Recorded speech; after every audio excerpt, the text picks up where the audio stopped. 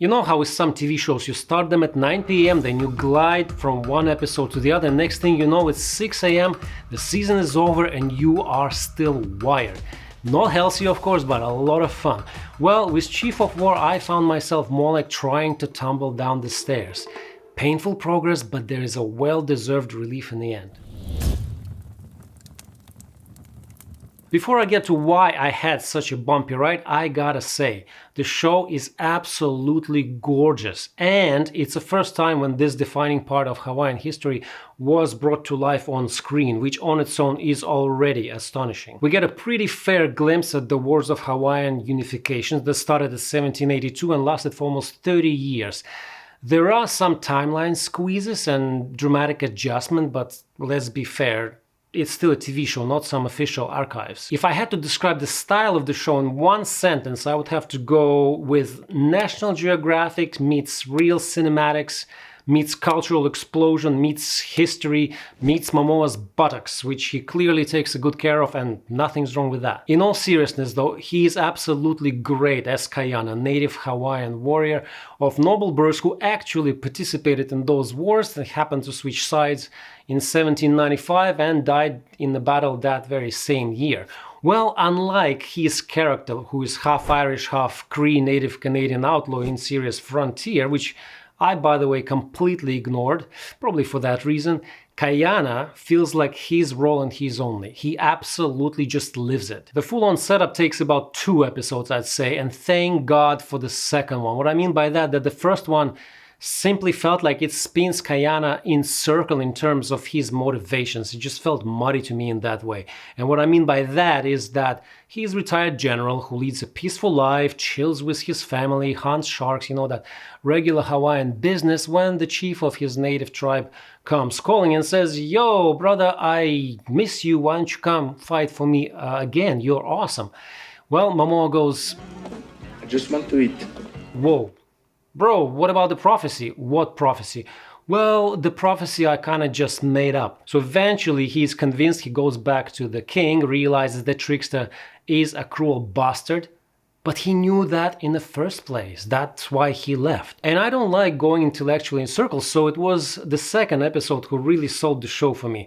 Remember the gliding quality I mentioned? Well, it's here all the way through. More and more great characters introduced, sides begin to really clash, and things begin to really moving. So it's fantastic episode. I noticed here and there some vibes of Mel Gibson's Apocalypto, and I absolutely loved it.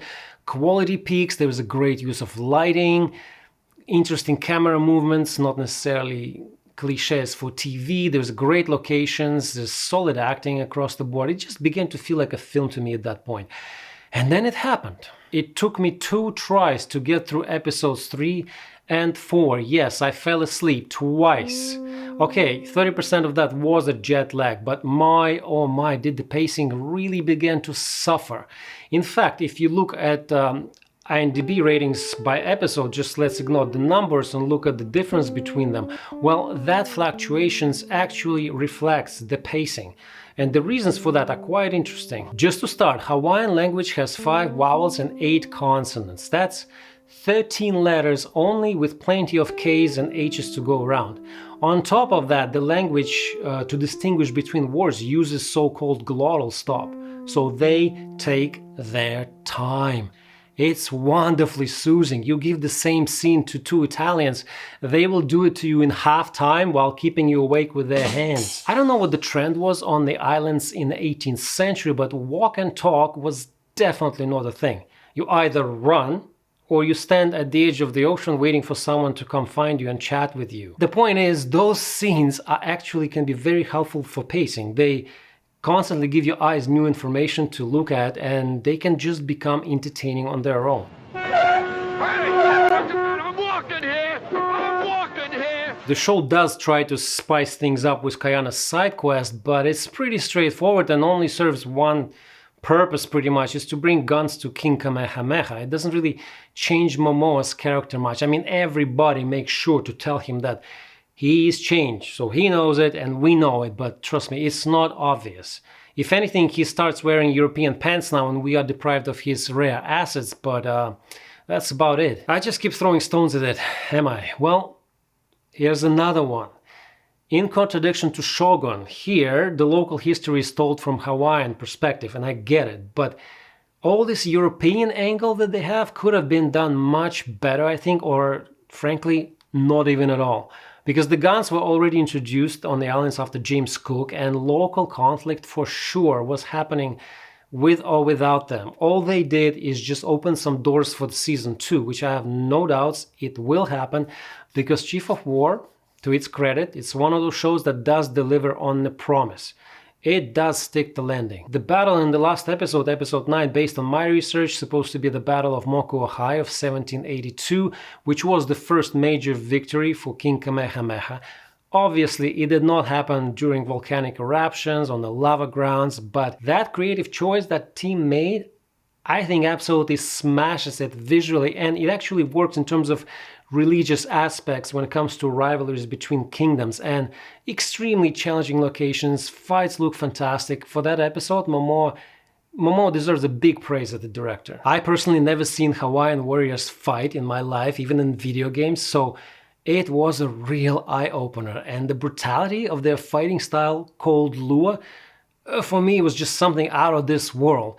Also, there were plenty of Hawaiian warrior women fighting in the battle in the show, which is fine because historically there were some trained and they participated in the wars, but the sheer numbers just seemed a little bit off for me. Also, nobody cancelled physics yet. It just makes Viking shield maidens look like amateurs, but what do I know? I'm not a lure practitioner. It is this. It's that hit right there. What I do know, however, it was a real challenge to write an honest review for Chief of War that would give the show the real justice, because I think it's kind of unique flower in a way. The authenticity and educational value of the show is absolutely undeniable. It is visually and culturally stunning. There is a strategically placed, flawless action everywhere in between.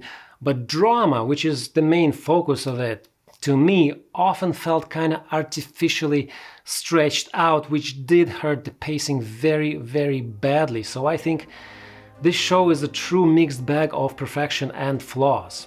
If you saw the show, please let me know down in the comments what did work for you, what didn't, and would you actually recommend it to someone. So thank you so much for listening. Until the next one.